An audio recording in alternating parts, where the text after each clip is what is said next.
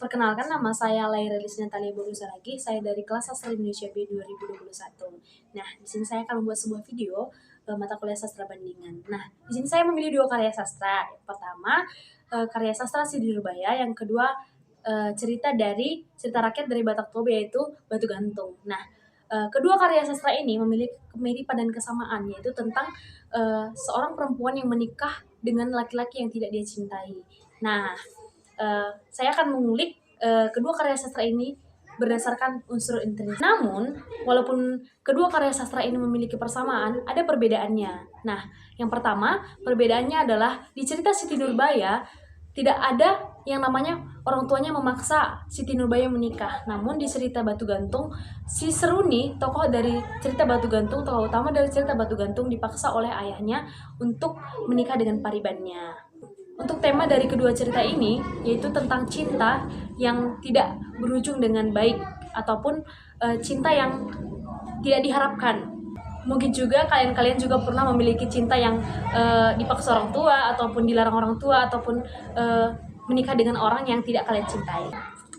Kasian sekali, bukan? Di penokohannya, di cerita Siti Nurbaya ada Siti Nurbaya menjadi tokoh utama yang memiliki karakter baik hati. Ada Datuk Maringgi yang sangat memiliki karakter sombong dan melakukan kekuasaannya dan melakukan segala hal cara untuk mendapatkan apa yang dia mau. Nah, dalam cerita Batu Gantung ada Seruni yang merupakan anak yang baik, namun dia dipaksa oleh orang tuanya untuk menikah dengan paribannya. Nah, ada ayahnya yang sangat kejam karena dia memaksa si Seruni menikah dengan orang yang tidak dicintai. Selanjutnya ada tokoh-tokoh yang mendukung dari cerita tersebut.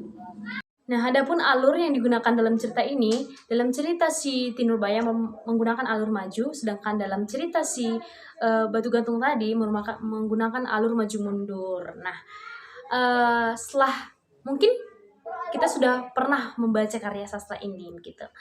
Dan kita akan mengambil amanat yang langsung dari kedua karya sastra ini, karena kedua karya sastra ini memiliki kemiripan menikah dengan orang yang tidak dicintai. Nah, menurut saya amanat dari cerita ini yang pertama adalah kita perlu melakukan pengorbanan untuk kepentingan orang lain, bahkan kepentingan keluarga kita. Nah, yang kedua, amanat yang dapat diambil yaitu terkhusus untuk orang tua, bila boleh jangan melarang anaknya untuk menikah dengan orang yang dia cintai, dan jangan memaksa anaknya untuk menikah dengan orang yang tidak dia cintai. Karena pada dasarnya ketika kita menikah dengan orang yang tidak kita cintai, maka rumah tangga itu tidak akan berjalan dengan baik. Jadi tolong kepada orang-orang tua kami ataupun orang-orang tua zaman sekarang, jangan pernah larang anaknya untuk menikah dengan orang yang dia cintai, dan jangan pernah memaksa anak-anaknya untuk menikah dengan orang yang tidak cintai, apalagi hanya karena harta, uang, dan segala macam. Baik, sekian video yang dapat saya sampaikan. Semoga dapat bermanfaat untuk kita semua. Terima kasih.